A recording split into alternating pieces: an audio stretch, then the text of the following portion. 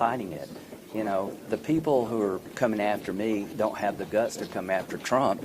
President Trump has activated the military there and at home to go to the Mideast to crush a regime that is hell-bent on a nuclear weapon, will destroy Israel and us. So get real here. Get your head out of the sand. These people mean it when they say death to America, death to Israel. I talked to President Trump last night. To all the people who think Iran's not a threat and we shouldn't be involved in suppressing that threat, you're wrong. You don't understand this regime.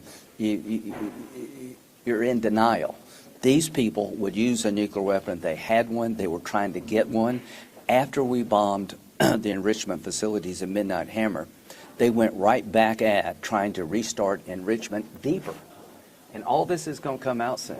What do you say to the Americans who think this is, you guys are repeating the mistakes from Iraq, and now we're going to feel significant pain at the pump because of everything that's happening? If you want the significant pain comes from Iran with a nuclear weapon. If you think gas prices are high now, give the Ayatollah a nuclear weapon to terrorize the region, to threaten the Straits of Hormuz. He will control gas prices forever, that regime would, if they had a nuclear capability. And I think he's a homicidal maniac. I think he would use the weapon as part of a religious agenda. So do the American people. What we're doing in Iran is necessary. It makes you safer. And the worst possible outcome to our national security is have a religious fanatic get a nuclear weapon that they could use against us or our friends in Israel. People got Hitler wrong. They didn't understand. He really did want to kill all the Jews. If you don't understand this regime is hell-bent on purifying Islam, going after the Sunni world, you're missing a lot. Senator, you mentioned and killing us too. You mentioned the Strait of Hormuz. Yeah. Secretary Wright this morning said that the United States is not yet ready to escort vessels through the We'll strait. figure it out. So look at it this way: the Iranian regime is trying to create chaos to back us off and keep them in power. The single worst thing we could do is leave this regime in power. During the negotiations that lasted for months, we offered them every form of peaceful nuclear power possible.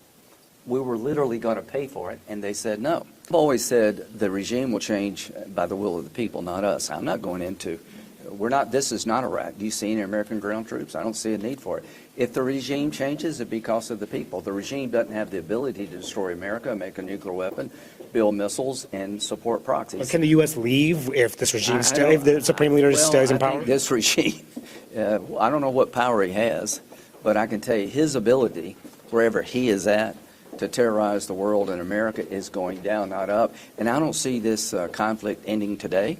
I think the mission is to make sure they cannot regenerate, that they are going to be beyond capable of building missiles to hit us, and they'll never go back to the nuclear business. And their conventional capability is going to be degraded over time, so their ability to terrorize the Straits of Hormuz. So the Ayatollah is dead. His son's in power, and I find it odd that in the Ayatollah's will, he said, please don't pick him. They're deep in their bench. This is highly successful. This is the most successful military operation I've seen on a mass scale. What we've done in 11 days is beyond what I thought we could do. There are weeks more of this coming, then we'll make an assessment. The grip on power of Iran's regime will begin to crack. You see it already. IRGC guys are a lot less today than were before. The people are going to be in a position in a few weeks they don't have today. And if I were Americans, I'd be pulling for the people of Iran. The best way to change this regime is for them to do the Jack Keane, thank you. Our military is the greatest in the world, with the greatest equipment and the greatest people in the world. Nobody's ever seen anything like it.